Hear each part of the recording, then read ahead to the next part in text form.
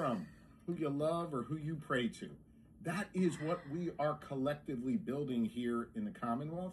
And today, when I sign the Crown Act into law, that will be the next step in making good on that promise of bringing about real freedom for all Pennsylvanians. Okay. I know I am in a snake pit on this one, and I don't have a ton of skin in the game because I don't have much on my crown, but I do have on my face.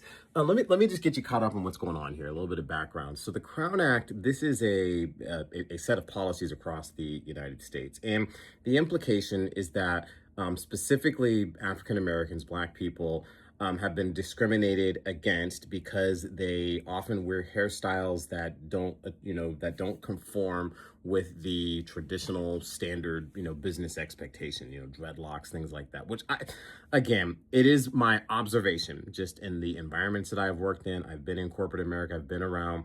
I don't know a lot of places that discriminate against people for wearing natural hair. Again, I'm reluctant because I'm not a woman.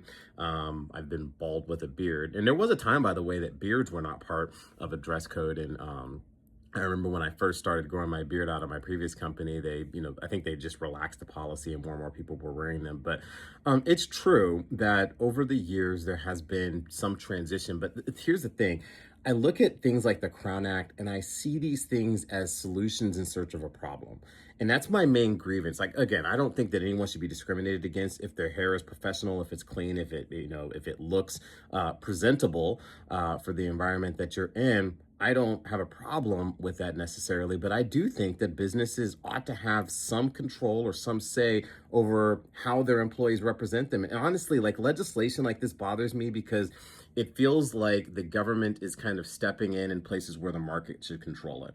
And what I mean by that is if you have a really skilled accountant and that accountant is really good at getting the job done and they want to wear their hair a certain kind of way, the company that decides to overlook the way they're wearing their hair is going to get a significant competitive advantage.